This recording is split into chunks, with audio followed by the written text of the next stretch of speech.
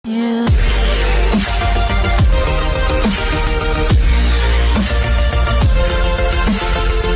दोस्तों, नमस्कार। एक बार फिर स्वागत है आपका आपके अपने YouTube चैनल जिसका नाम है द शर्मा स्वर। दोस्तों, फिर मैं आपका अपना दोस्त आशुतोष शर्मा आप सबके सामने लेके आया हूँ महात्मा गौतम बुद्ध की बायोग्राफी के तीसरे पार्ट को।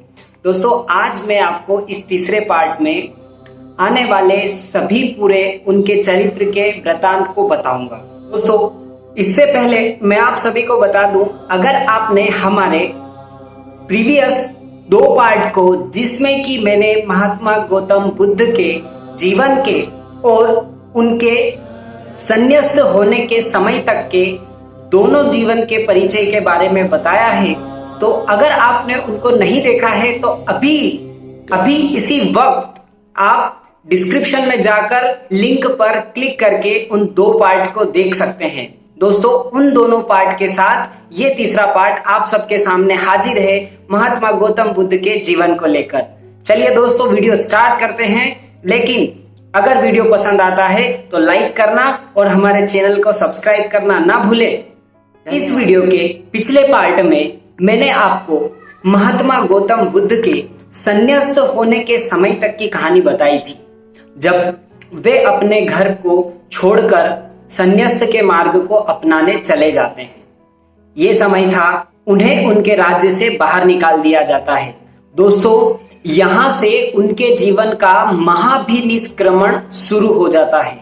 जब उन्हें देश अपने राज्य से निकाल दिया जाता है, रातों रात वे अपने पिता माता किसी को बिना खबर किए, सिवाय अपनी पत्नी से आज्ञा लेकर, विदा लेकर अपने राज्य को छोड़कर चले जाते हैं।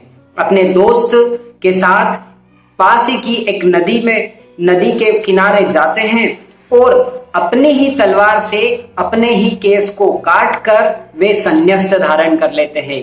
यहां से उनके जीवन का सत्य मार्ग शुरू होता है। दोस्तों, तो चलिए अब आगे इसके जानते हैं कि जब वे अपने संन्यास में ज्ञान प्राप्ति के लिए आगे बढ़ते हैं तो सबसे पहले किस गुरु के पास में जाते हैं। और दोस्तों, उस गुरु का नाम था आचार्य आलार कलाम। दोस्तों, महात्मा गौतम बुद्ध के सर्वप्रथम गुरु बने थे आचार्य आलार कलाम। उनसे दीक्षा लेकर उसके पश्चात अन्य महान गुरुओं से दीक्षा लेकर वे संन्यास्त के मार्ग पर आगे बढ़ते हैं। सर्वप्रथम आचार्य कलाम से शिक्षा लेकर कुछ महीने वहां उनके साथ व्यतीत करके उन्हें अपने सवालों के जवाब फिर नहीं मिलते हैं। उन सवालों के जवाब जब वो आचार्य आलार कलाम से नहीं मिल पाते हैं तो वे आगे बढ़ जाते हैं। वे अपने मार्ग में कहीं भी अत्यधिक समय के लिए नहीं रुकते हैं।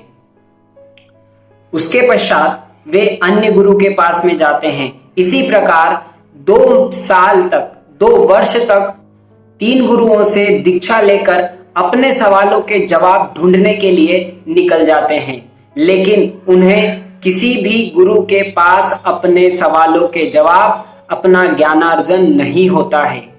इसीलिए वे गुरुओं को छोड़कर अपना स्वयं का ज्ञानार्जन करने के लिए अकेले चले जाते हैं।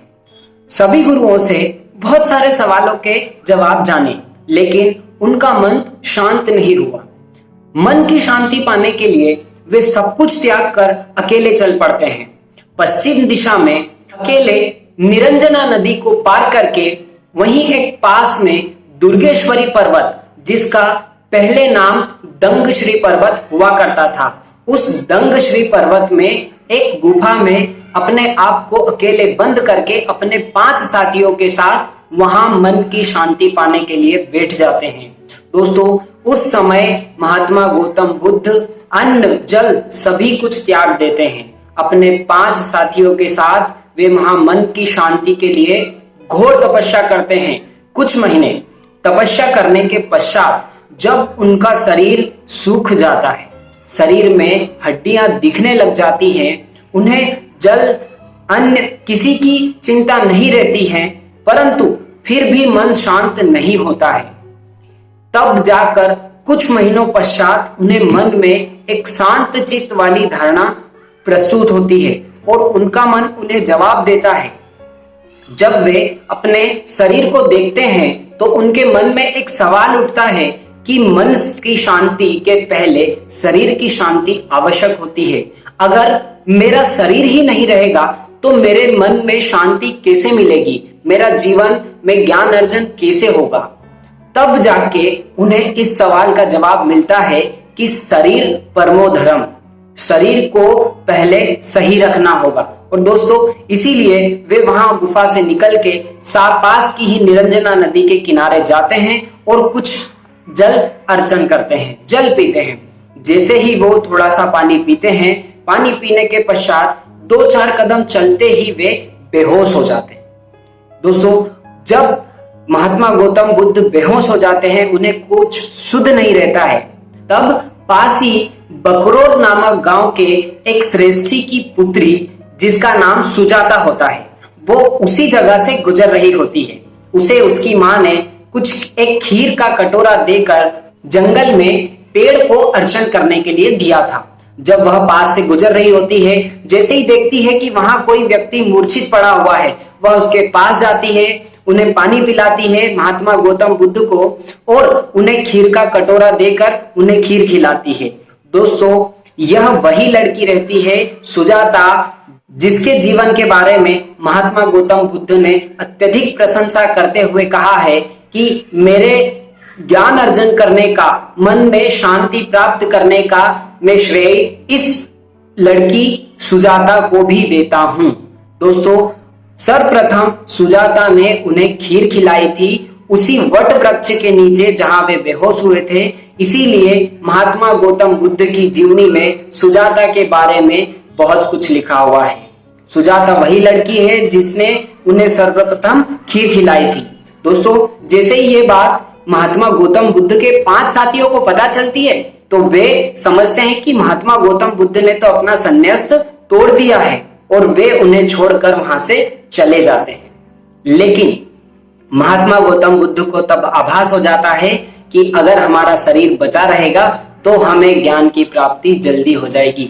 और तब से वे उसी वट वृक्ष के नीचे अपना आसन लगाकर रोजाना ध्यान मुद्रा में अकेले ध्यान में लग जाते थे और वहां उन्हीं शांत चित्त से ज्ञान प्राप्ति के लिए आसन में बैठकर ध्यान लगाते रहते थे। और कुछ साल बाद दोस्तों आप सब देखते हैं जो सिद्धार्थ नाम का एक युवा व्यक्ति कुछ ही साल बाद उस वट वृक्ष के नीचे गौतम बुद्ध के रूप में एक नया अवतार लेता है। दोस्तों यहां से महात्मा गौतम बुद्ध के जीवन का ज्ञानार्जन संपूर्ण हो जाता है और उन्हें शांत चित्त से ज्ञान की प्राप्ति हो जाती है।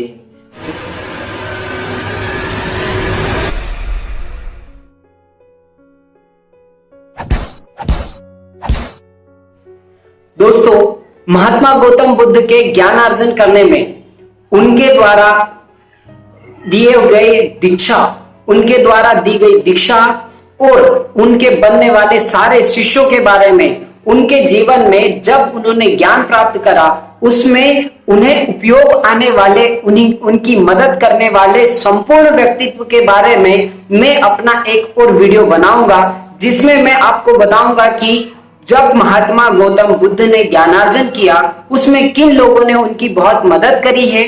और साथ ही महात्मा गौतम बुद्ध के अंतिम क्षण मृत्यु, उनकी मृत्यु का शेष पार्ट मैं आपको बताऊंगा आपको आने वाले एक नए वीडियो में, जिसे मैं लाऊंगा कुछ समय पश्चात, जिसमें मैं आपको बताऊंगा उनके अंतिम क्षण और उनके जीवन में आने वाले संपूर्ण ऐसे किरदार जिन्होंने उनकी मदद करी, जिन्होंने उनसे ज्ञानार्जन लिया। दोस्तों अगर मैं उसे इनमें बताता हूं तो वीडियो बहुत बड़ा हो जाता है, जिससे कि आप लोगों को देखने में परेशानी हो सकती है। इसीलिए मैं आप सबके लिए लेके आया हूं इस वीडियो में जहां तक की कहानी जब महात्मा गौतम बुद्ध को ज्ञानार्जन हो जाता है। दोस्तों देखते रहिए। दोस्तों तो अब अंतिम पार्ट इसके बाद मैं लाऊंगा अगले संडे आप सबके साथ। मैं आपका अपना दोस्त आशुतोष शर्मा अपने YouTube channel the Sharma's world में। दोस्तों महात्मा गौतम बुद्ध कहते हैं जीवन में आपका सबसे अच्छा साथी आपका शरीर होता है, ना ही आपके दोस्त, ना ही आपका प्यार, ना ही आपके घर वाले और ना ही आपके रिश्तेदार। दोस्तों, सबसे अच्छा साथी आपका अपना शरीर होता है, जो जन्म से लेकर मृत्यु तक आपके साथ रहता है। तो दोस्तों, महात्मा गौतम बुद्ध के इन्हीं शब्दों के साथ मैं आशुतोष शर्मा आप सबसे विदा लेता हूं और मैं कहना चाहता हूं कि दोस्तों, वीडियो पसंद आए तो लाइक करना, चैनल को सब्सक्राइब करना और बेल आइकन का बटन जरूर दबाना, क्योंकि हमारा चौथा पार्ट अभी बाकी है। धन्यवाद दोस्तों।